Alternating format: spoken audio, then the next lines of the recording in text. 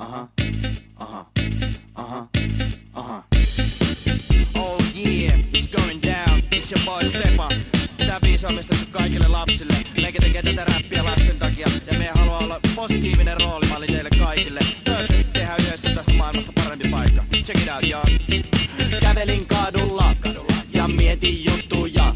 Ja nostin kättä, sillä vastaan tuli tuttuja. Jatkoin matkaa ja mua tuli vastaan hirvi nimeltä Mika.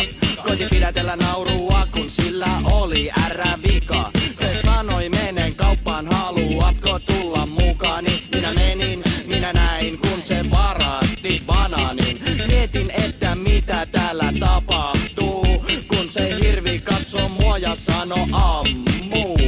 Se pysäytti lapsia, jotka oli pyöräilemässä ja alkoi uudella niiltä pyöräilykypärästä. Mie sanoin hirvi, älä niille ryttyile, sillä pyöräilykypärät on nynnyille.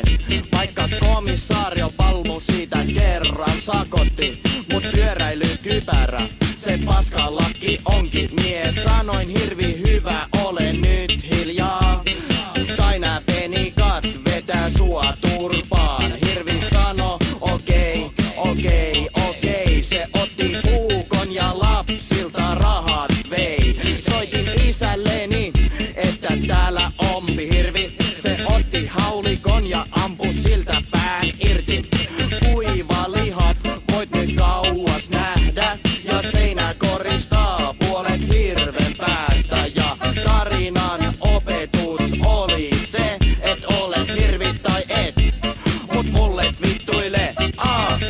Yhtäkkiä kaikki tanssi ja minun suusta lensi simpanssi. Joku minun vaatteeni varasti, kuolin tanssi lattialla alasti. Tää biisi on yhtä järkevä kuin minun siskon poika ystävä. Ja vaikka tää onkin hullu tarina, tää on tapahtunut mulle jo pari kertaa. Yhtäkkiä kaikki tanssi ja minun suusta lensi simpanssi. Joo, menikö mitä helvettiä täällä tapahtuu? Joku minun vaatteeni varasti, kuolin tanssi lattialla alasti. Joo, butt naked. Aamulla vaan kengät ja sukat jalassa.